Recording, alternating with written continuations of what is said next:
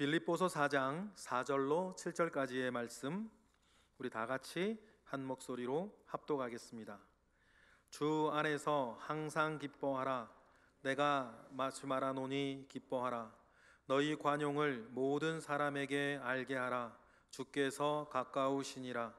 아무것도 염려하지 말고 다만 모든 일에 기도와 간구로 너희 구할 것을 감사함으로 하나님께 아뢰라.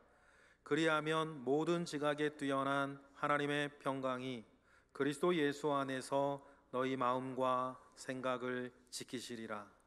아멘. 네. 여러분 요즘 사시는 게 어떠십니까? 기쁘세요? 감사합니다. 1부 때는 아무도 대답 안 기쁜가 봐요. 여러분 기쁘세요? 네, 감사합니다. 주님과 함께 하시는 기쁨이 여러분에게 넘치기를 축복합니다. 만약에 기쁘지 않다면 이유도 있을 것입니다. 고난을 통과하는 중이라든지 나태함이나 영적인 침체에 빠져 있을지도 모릅니다. 어쩌면 기쁘지 않다면 여러분이 재미있기 때문에 기쁘지 않을 수도 있습니다. 아니, 이게 무슨 말인가? 재미가 있어서 기쁨이 없을 수 있다라고 하는 이 이상한 말에 대해서 좀 먼저 나누고 싶습니다. 벨기에에 레이놀드 에드워즈라고 하는 왕자가 있었어요. 레이놀드 왕자는 아버지가 돌아가시면 다음 왕이 될 사람이었습니다. 그런데 부왕이 갑자기 서거하자 동생이 쿠데타를 일으켜서 정권을 잡습니다. 그리고 그 레이놀드 자기 형을 유커스 성에 감금을 시켜버려요. 다른 신하들이 반발하자 동생이 신하들을 모아놓고 이렇게 말을 합니다.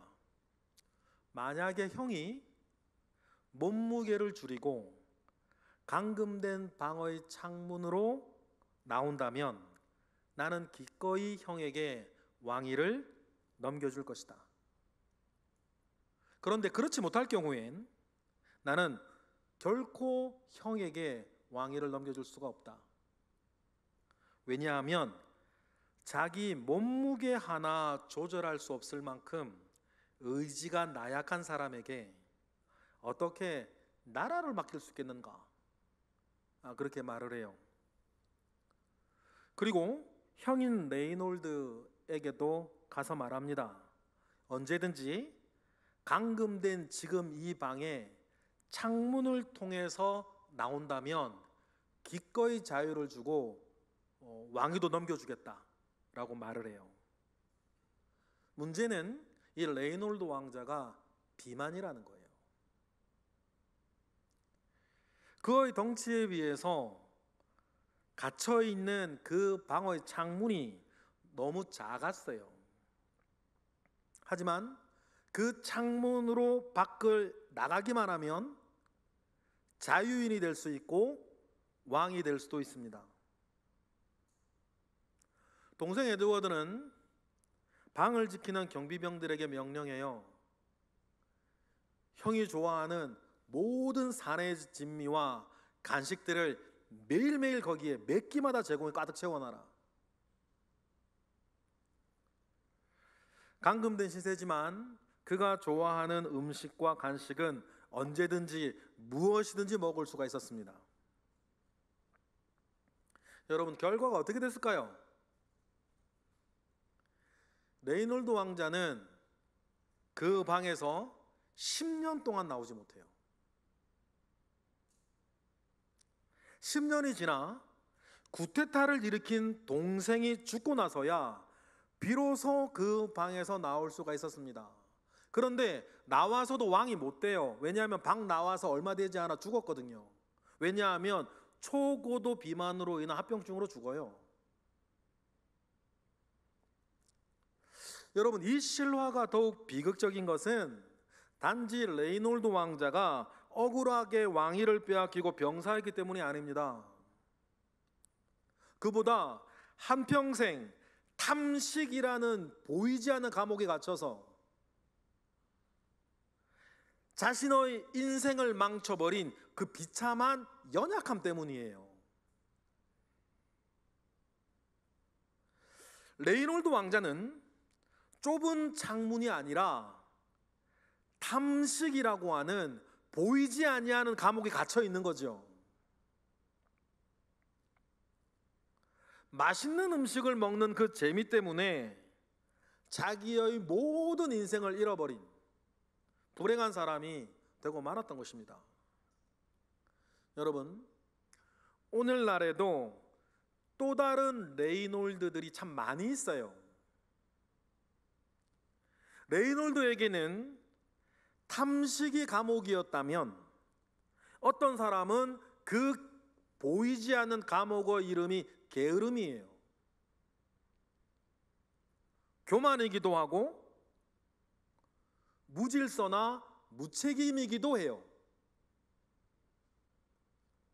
어떤 사람에게는 그 보이지 않는 자기의 인생을 저당 잡고 있는 보이지 않는 감옥이 돈 욕심이기도 하고 성욕이기도 하고 과거에 자기가 받은 상처이기도 해요. 자신을 망치는 감옥에 갇혀 살아가는 사람들은 지천으로 사실 깔려 있습니다. 여러분 주변에도 많을 거예요. 보이지 않는 이 감옥에서 벗어나지 않으면 그 사람은 진정한 행복을 가질 수가 없습니다. 헛된 욕망으로 점철된 순간의 재미에 취해 진정한 행복을 잃어버리는 일이 너무너무 많아요, 우리 주변에. 그래서 주님을 잃어버리고, 그래서 가족을 잃어버리고, 그래서 삶의 목적을 잃어버리고 의로움을 잃어버려요. 그러니 여러분, 우리는 예수 그리스도 안에서 복음을 제대로 깨닫고 제대로 살아야 합니다. 그렇지 못하면 누구라도 보이지 않는 죄악의 감옥에 갇혀서 불행의 길을 본인이 원하지도 않지만 가게 되어 있죠. 죄악이 주는 당장의 쾌락에 빠져 본인만 깨닫지 못하고 있을 뿐이에요. 여러분, 이런 게 있단 말이에요. 이게 아닌 줄 알지만 특정 잘못을 계속해서 반복하는 사람들이 있어요. 그러면서 사람들 앞에 감추기는 잘해. 그런데 여러분, 감춘다고 해결되는 문제가 아니지 않습니까? 그리스도인이라고 해서 이에서 예외가 될 수 없습니다. 그리스도인이라도 죄에 빠져서 질척거리며 살고 있다면, 그것이 무엇이라도 반복되는 죄 가운데 스스로 갇혀 살고 있다면, 여러분, 그 원인은 두 가지예요. 첫 번째, 사탄의 역사예요. 여러분, 사탄이 하나님이 여러분에게 주신 구원을 빼앗아 갈 수가 없습니다. 그런데 구원받은 사람이 구원받은 사람의 삶을 사는 것 뺏어갈 수 있어요. 여러분, 차이를 아시겠어요? 사탄이 여러분의 구원을 뺏어갈 수는 없는데 구원받은 사람으로 살지 못하게 할 수는 있다는 거예요. 사람에 대한 사탄의 최대의 관심은 그리스도인이 되는 것을 막는 것입니다. 그런데 사탄이 이에서 실패하면 다음의 일은 그리스도인이 믿음을 따라 살지 못하게 만드는 것이에요. 그래서 무능한 그리스도인이 되게 합니다. 무늬만 그리스도인으로 살게 해요. 그래서 그 무능한 그리스도인을 이용해서 다른 사람이 그리스도인이 되는 것을 막아요. 다른 사람들에게 저 봐라, 믿어봐야 별 수 없지 않냐, 믿음도 다른 게 없다라고 보게 만든다는 것이에요. 믿는다는 사람이 똑같이 죄짓고, 믿는다는 사람이 똑같이 염려하고, 믿는다는 사람이 똑같은 것 탐내면서 사는데, 누가 그런 그리스도인을 보면서 예수 믿고 싶어지겠어요? 사탄은 그런 그리스도인을 통해서 말합니다. 봐라, 그 사람 그리스도인이다. 그런데도 사기치고 거짓말하고 욕하고 술 먹고 세상 놀이에 빠져 산다. 사실 교회에서는 아닌 척해도 그들도 온갖 세상 것에 취해서 산다. 그러니 믿지 않는 사람과 뭐가 다르냐? 믿음, 복음, 예수, 교회, 그것 다 별거 아니라는 증거로 그 무능한 그리스도인을 라인업 시키는 거예요. 그리고 이 주장은 사실 매우 설득력 있고 파괴적인 결과를 낳습니다. 그리고 다른 그리스도인들도 무너뜨려 외식하는 사람이 되게 만드는 데는 이거보다 좋은 약이 없어요. 그리스도인이 반복해서 죄를 짓는 두 번째 원인은 복음에 대한 무지입니다. 여러분, 우리는 교회에 대해서, 하나님에 대해서, 예수님에 대해서, 성령님에 대해서 많이 들어왔습니다. 그래서 익숙합니다. 하지만 역설적이게도 익숙한데 잘 모르는 사람이 굉장히 많아요. 너무 많아요. 사실상 잘 모르니 복음의 능력을 누리지도 못해요. 믿음을 가지고 이 땅을 살아가는 것이 실제적으로 뭐가 다른지 몰라요. 마치 업무 파악을 못한 신입사원이 허둥대는 것과 같아요. 뭔가 열심히 하고 바쁘긴 하는데 뭔가 핀트가 안 맞아. 신입사원 특징이 그거 아니에요. 잘 알지 못하는 상태에서 껍데기만 붙들고 살아요. 그리고 그 시간이 길어지면 잘 모르면서 자기는 잘 안다고 착각하는 거예요. 이게 위험해요.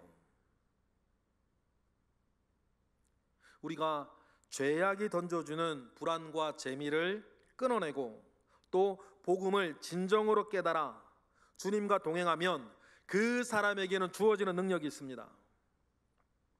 믿음의 증거라도 해도, 말해도 좋아요.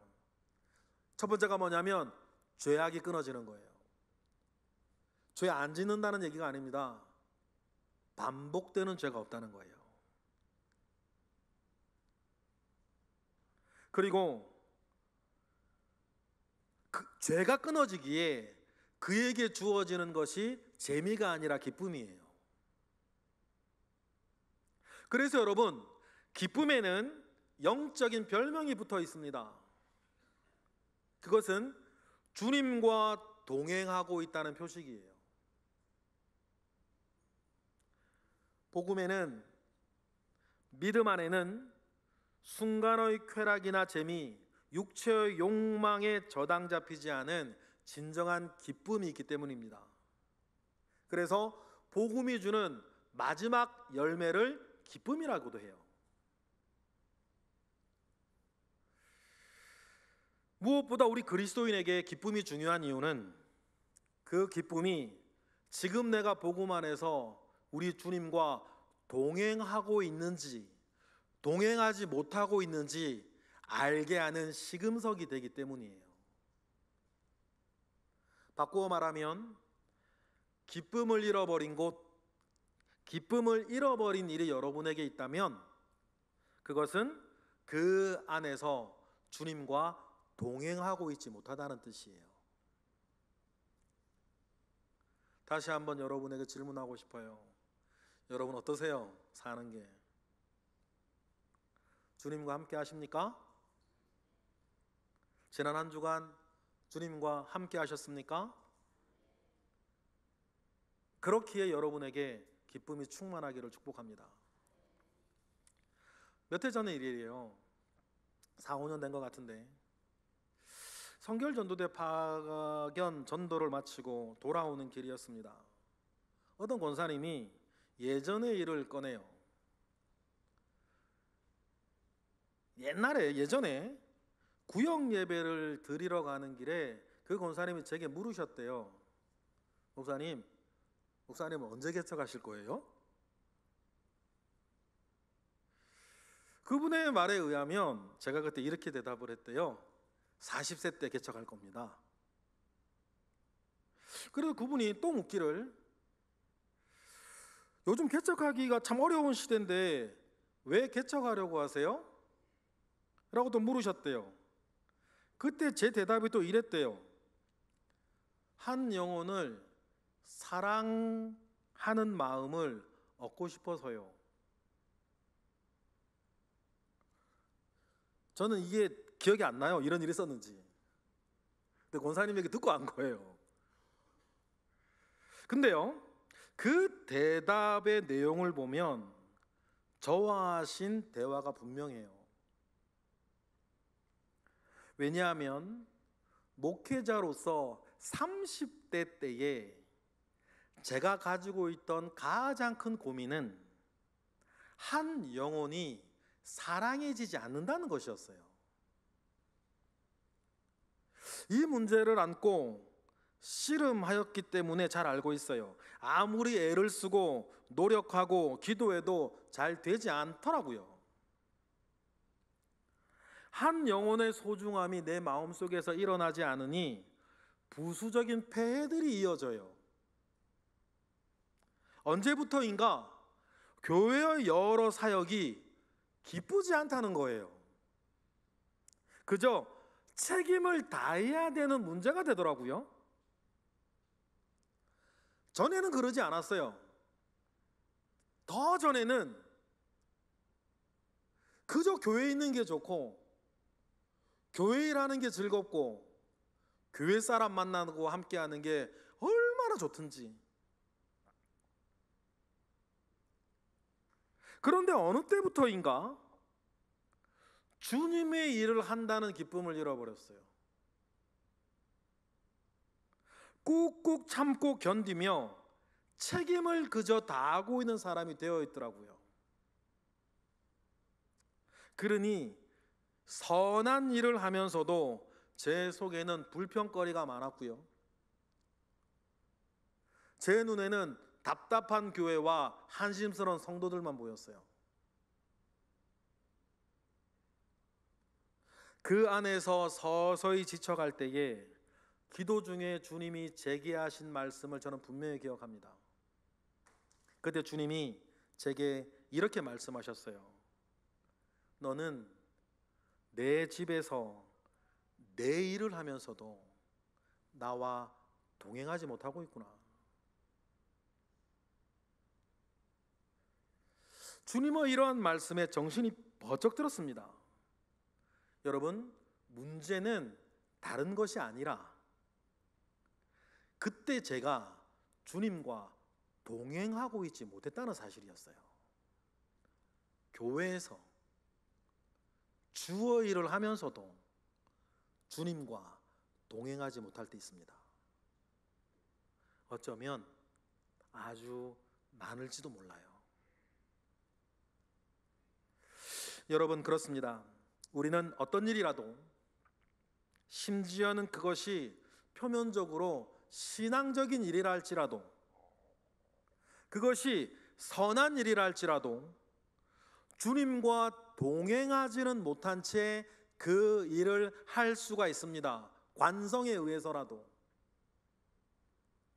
그러면 그 좋은 일 중에서도 좋지 못한 이상한 일이 벌어져요. 무엇보다도 기쁘지 않다는 거예요. 축복의 자리에 앉아서 복을 누리지 못하는 겁니다. 여러분, 다시 한번 여러분에게 도전하고 싶어요. 주님, 여러분들과 동행하시기를 바랍니다. 여러분들이 언제 어디서 누구와 무슨 일을 하든지 간에 여러분들이 주님과 동행하는 사람들이 되기를 축복합니다. 주님이 여러분의 하고 있는 일에 함께하고 계십니까? 그래서 기쁨이 있으세요? 그래서 하나님께 감사가 우러나오고 있습니까? 그런 분은 너무 감사하고, 그러지 못한 분은 주변에 다른 원인들 때문이 아니에요. 그것은 뭐냐면 어쩌다 보니 30대 때의 저처럼 여러분이 주님을 잃어버렸다는 뜻이에요. 그렇다고 그리스도인이 아니란 뜻도 아니고, 여러분들이 예배 안 한다는 뜻도 아니고, 기도 안 한다는 뜻도 아니고, 여러분 예배 안 드린다는 그런 게 아니에요. 그 모든 일을 하면서 주님을 잃어버릴 때가 있다는 거예요. 그러니 여러분, 성경에서 말하는 기쁨은 주님과 동행하기에 어려운 상황이나 어려운 형편 속에서도 불평하지 아니하고 즐거운 마음을 유지하는 태도라 그래요. 그러니 여러분, 주님과 동행하여서 언제 어디서 누구와 무엇을 하든지 기쁨이 충만하시기를 주님의 이름으로 축복합니다. 그래서 성경의 명령처럼 항상 기쁘시기를 원해요. 빌립보서 4절 말씀 보실까요? 다 같이 시작. 주 안에서 항상 기뻐하라.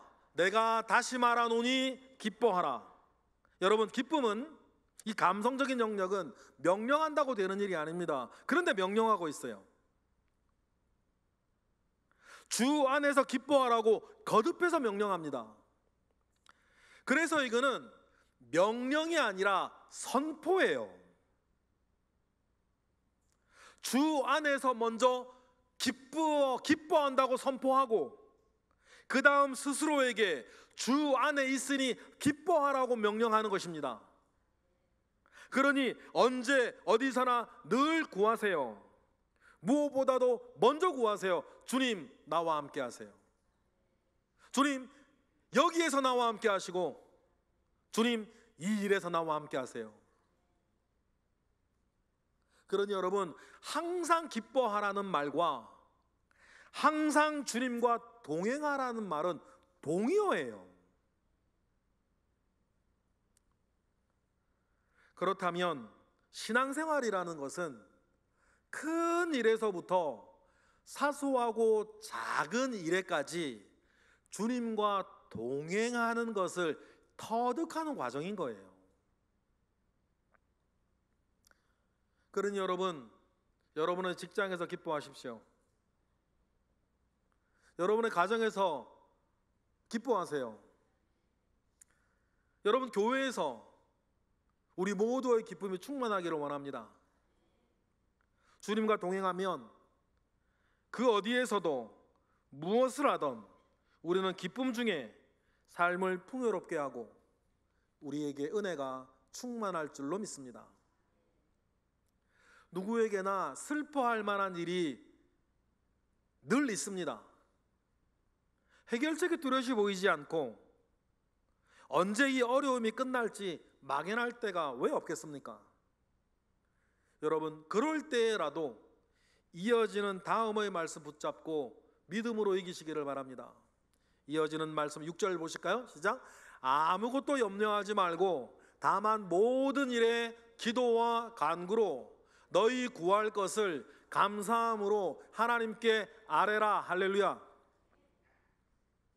여러분, 어려울 때에도 하나님이 함께하고 계십니다. 하늘의 아버지께서 어느 때라도 여러분과 함께 하십니다.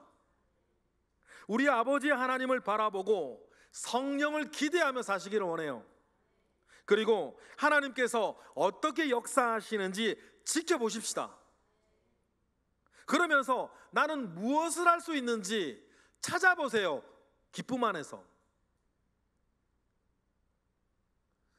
우리의 기쁨을 빼앗아 가려고 하는 세력이 분명히 있습니다.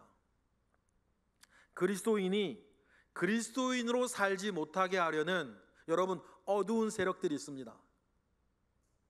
그래서 주님과 동행하지 못하게 하고 믿는 이나 믿지 않는 이나 다 똑같다고 속이는 세력들이 있습니다. 그들은 가짜 그리스도인이나 무능한 그리스도인들을 내세워서 거 봐라 다 똑같지 않냐 지금도 말하고 있습니다. 그래서 주님과 동행하려는 믿음을 자꾸 무너뜨리려고 합니다. 능력이 없는 것처럼 보여요. 괜히 말잔치처럼 보이게 만듭니다. 그래서 주님과 복음에 대해서 기대를 가지지 못하게 하고 소망을 잃어버리게 만들어요. 이 어둠의 세력이 우리를 하나님에 대한 불신의 함정에 빠뜨리고 믿는 이가 마치 믿음 없는 것처럼 살게 만드는 거예요. 여러분, 이 어둡고 악한 세력이 어디에 있습니까? 잘 생각해 보세요. 여러분의 세 군데에 있어요. 첫 번째는 지금 여러분의 주변 환경에 있습니다. 그 악한 세력이. 여러분, 우리가 성경에 보면 예수께서 그리스도인인 것을 제일 처음 알고 믿은 사람이 있습니다. 성경은 그 사람을 가리켜서 다음과 같이 극찬했어요. 주의 길을 평탄하게 하는 광야에 외치는 소리라. 누구예요? 세례 요한이에요. 그런데 이 세례 요한이 정말 멋지게 자기 사역을 하다가 넘어지지 않습니까? 한번. 그때 세례 요한이 왜 넘어졌죠? 자기 환경에 넘어졌어요. 아니, 메시아가 오셨다는데 왜 내 주변의 상황은 아무도 아무것도 안 바뀌냐? 그러다가 급기야 자기가 감옥에 갇히고 죽게 생겼어요. 그 환경에 넘어진 세례 요한이 자기의 제자들을 예수님께 보내서 다음과 같이 묻지 않습니까? 누가복음 7장 20절에 다 같이 시작. 그들이 예수께 나와 이르되 세례 요한이 우리를 보내어 당신께 여쭈어보라고 하기를 오실 그이가 당신이 오리이까 우리가 다른 일을 기다리오리이까 하더이다 하니. 여러분, 세례 요한이 왜 넘어졌습니까? 세례 요한이 어디서 넘어졌죠? 자기를 둘러싸고 있는 환경에 넘어진 거예요. 메시아가 오셨는데 왜 세상은 변하지 않는가? 그 환경에 넘어졌습니다. 세례 요한이 누굽니까? 예수님께서 칭찬하시기를 여자가 낳은 이 중에 제일 큰 이다, 그렇게 칭찬받는 사람이었습니다. 여러분, 그런 사람도 넘어질 수 있는 거예요. 그래, 두 가지 마음을 가집시다. 먼저 일단 여러분 주변에 어려운 환경 때문에 넘어진 분이 계시다면 여러분 절대로 그를 업신여겨서는 안 돼요.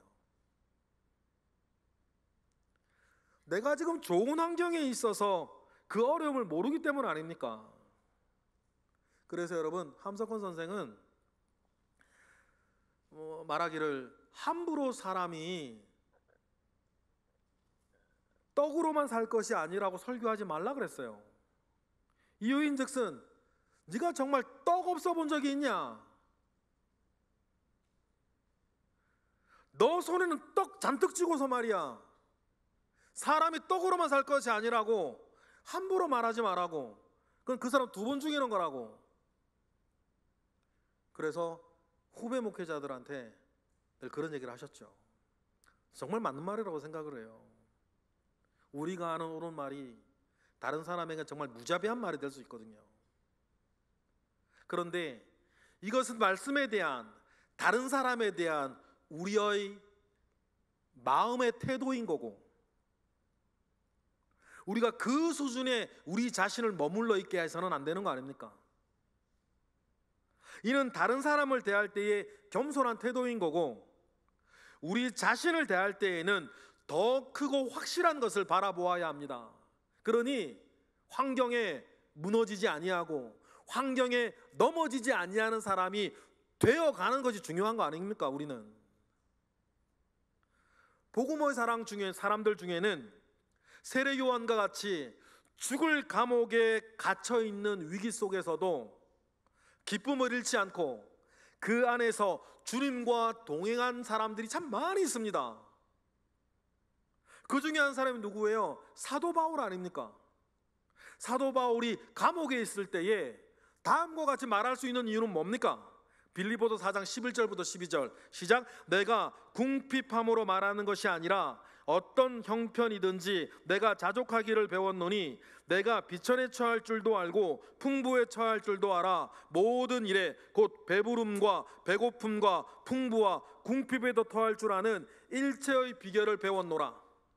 그리고는 13절엔 다음에 자신 있는 말씀을 전했습니다. 13절로 가보실까요? 시작. 내게 능력 주시는 자 안에서 내가 모든 것을 할 수 있느니라. 가로 열고 주 안에서 가로 닫고. 바울은 환경을 넘어서는 기쁨을 소유하고 있던 사람이었어요. 그러니 감옥에서도 주님과 동행하였고 주님과 동행하고 있으니 기쁨을 잃어버리지 않았습니다. 여러분, 이것이 성령의 도움이고 우리가 가지고 있는 복음의 능력이라는 것이에요. 여러분, 환경 속에서 여러분을 넘어뜨리려고 하는 그 모든 어두운 세력들을 끊어내시기를 바랍니다. 대적하면 피할 겁니다.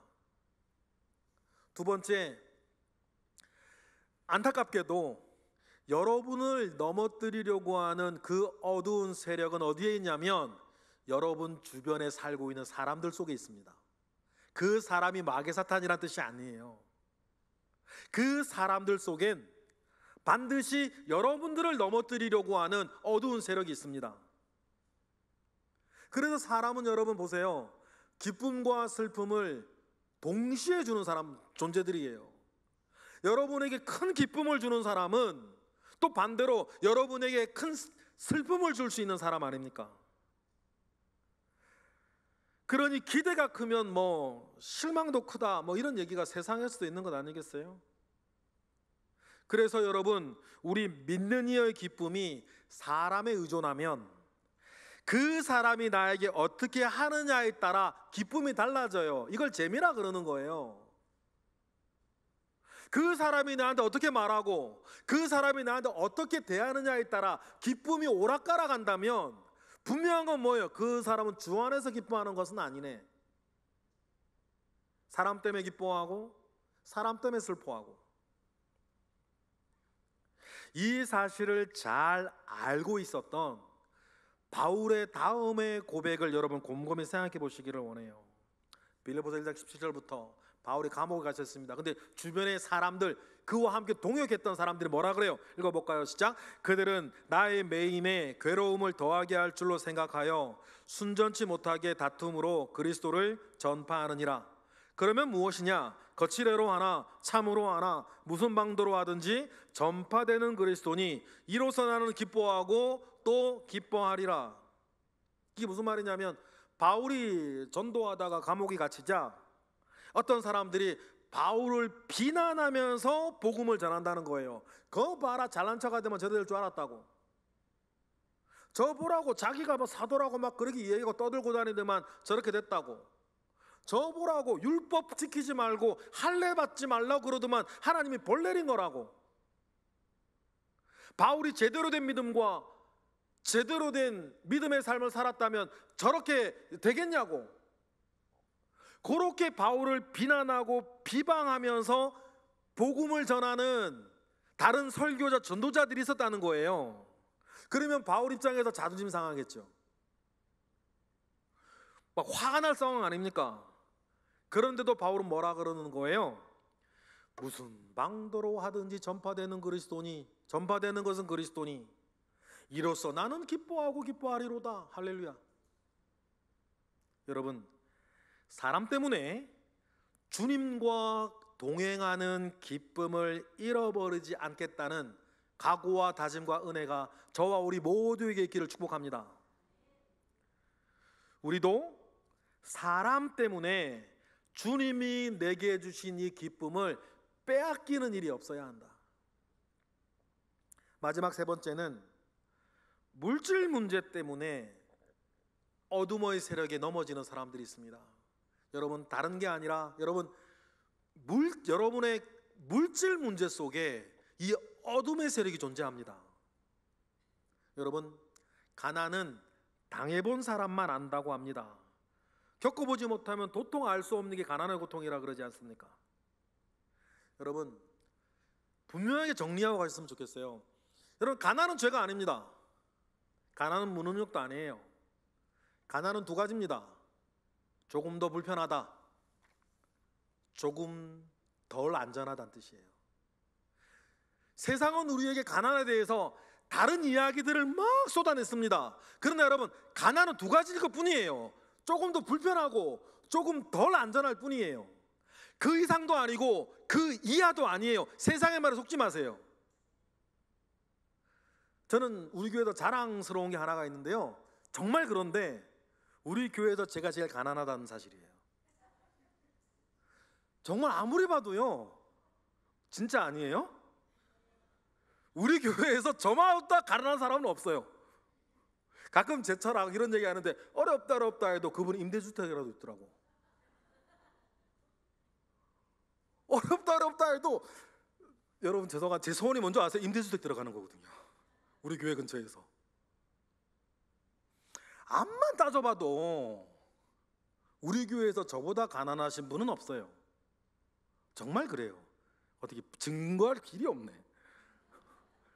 근데요, 중요한 건 뭐냐, 아무렇지도 않아요. 여러분, 제가 증거예요. 가난하다는 건 두 가지예요. 조금 더 불편하다, 조금 덜 안전하다. 그 이상도 아니고 그 이하도 아니에요. 그런데 세상은 자꾸만 다른 이야기를 우리 마음에 심어주려고 그래요. 다른 생각을 심어주려고 그래요. 그만 가난하다는 것이 대단한 것처럼. 여러분, 절대 그렇지 않습니다. 제가 가난해서 알아요. 좀 더 불편할 뿐이에요. 아무것도 아닙니다. 그런데요, 이 물질의 문제 속에서 이 사탄이 우리 마음속에서나 다른 사람의 입을 통해서 우리를 넘어지고 무너뜨리려고 그래요. 만약에 여러분의 가난 문제 때문에 여러분들 업신여기 있는 사람이 있다면 인간이 덜 됐든지 믿음이 덜 됐든지예요. 그런 사람들의 말에 현혹되거나 넘어지지 마세요. 인간이 덜 된 거예요. 믿음이 덜 된 거죠. 다시 한번, 가난은 뭐다? 조금 불편할 뿐이에요. 그 불편함을 감수하면 가난은 아무것도 아니에요. 제가 증거라니까요. 우리 집에서도 여러분 가난이 문제가 되지 않습니다. 여러분들이 계시니까, 교회가 계시니까, 주님이 계신데, 주님이 우리와 함께하고 계신데 뭐가 문제겠어요? 조금 불편한 거 참으면 그만이에요. 그러니 여러분, 가난이 주는 불편의 문제가 여러분에게 있는 기쁨을 빼앗아가지 못하게 하십시오. 주 안에서 기뻐하기로 작정하는 우리에겐 여러분, 다음의 믿음도 있습니다. 동일한 고백을 가지고 살았던 바울 한번 모실래요? 빌립보서 4장 19절 시작.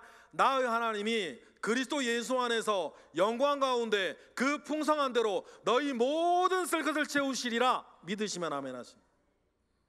그렇지 않습니까?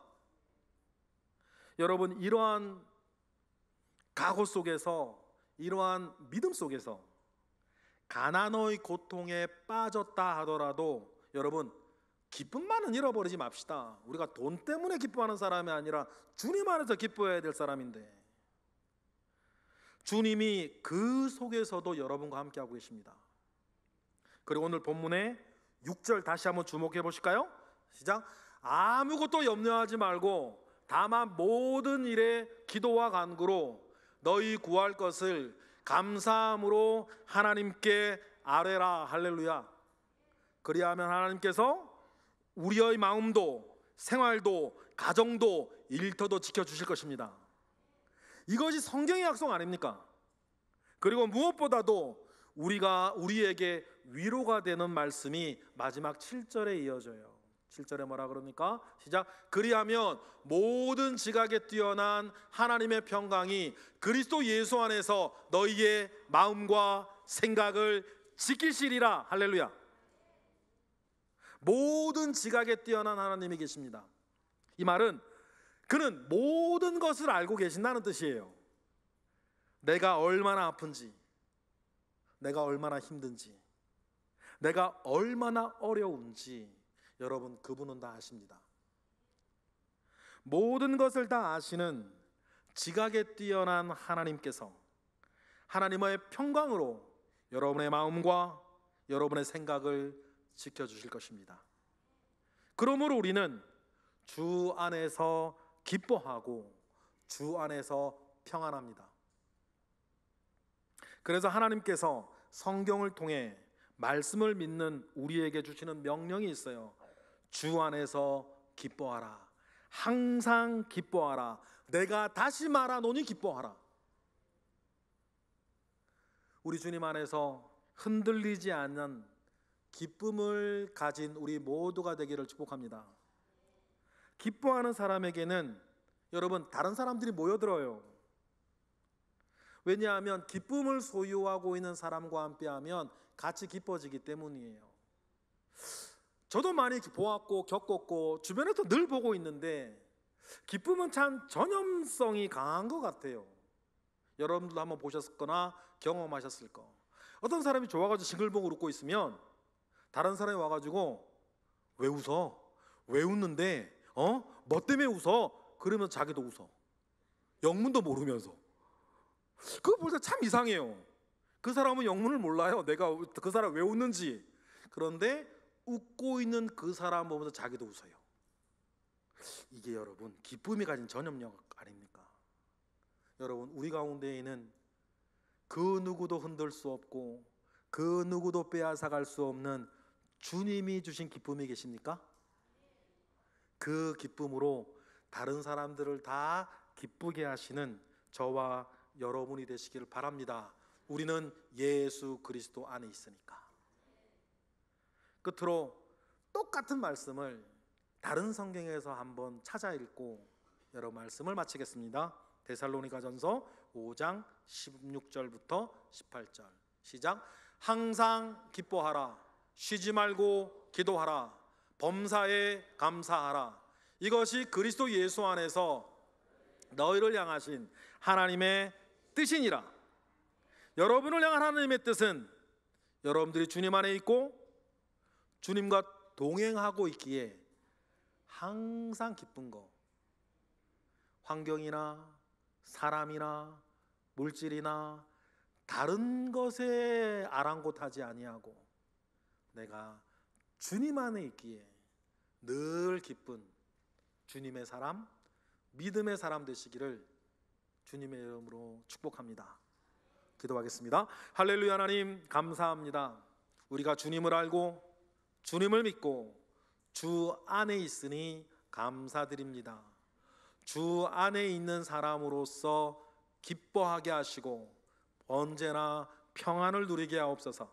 예수 그리스도의 이름으로 기도드렸나이다. 아멘.